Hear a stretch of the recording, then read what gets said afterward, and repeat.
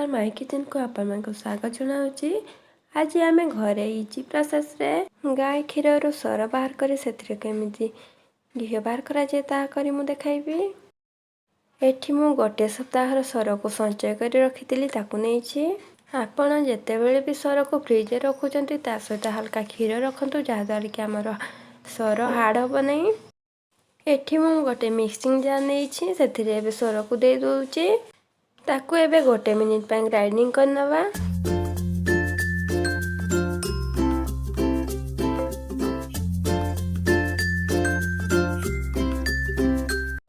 एठी देखंतु मु ताकू भलो भाबरे ग्राइंडिंग कर नेछि। एबे ताकू गोटे डिश को ढाल नउछि।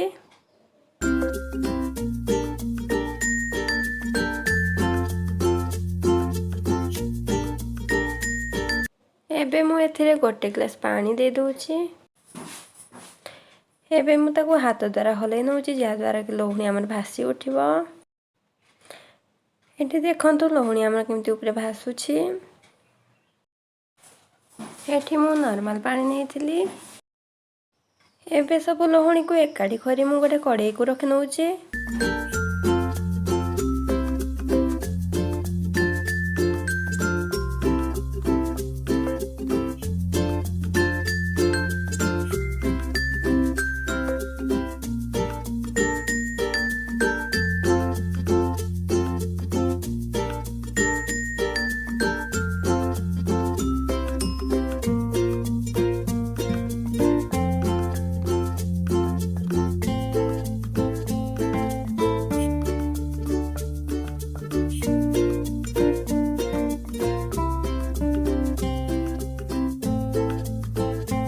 एठी देखंतु मु सब लहुणी को बाहर कर नेछि।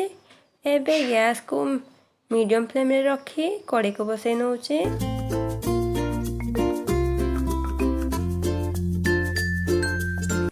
देखंतु एठी लहुणी हमर तरड़ी फुटबा स्टार्ट हो गलानी। एबे गैस को हमें लो फ्लेम रे रखिबा।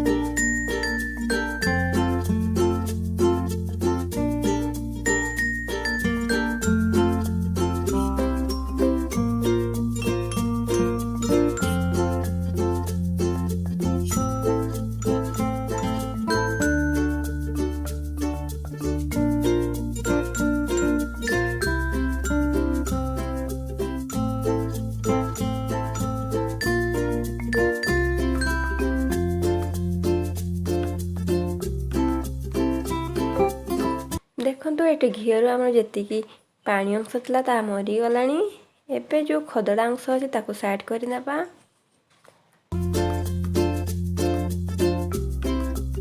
देखंतु एठी हमर पूरा परफेक्ट भाव में घी प्रस्तुत हो जाइए। एबे ताकू मु गोटे गिना को बाहर कर नउछि।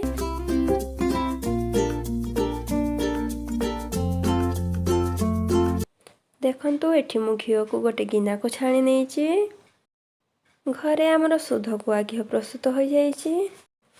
आपण मार्केट रु न किणी घरे निजे शुद्ध भाव में गुआ घी प्रस्तुत करंतु। आशा करुछि मोर ये घी बाहर करने प्रणाली आपण को पसंद आसीथिबो। जदि पसंद आसता तेरे निश्चय मो चैनल को लाइक करिवे, शेयर करिवे, आउ सब्सक्राइब करिदेवे। रहुछि जय जगन्नाथ।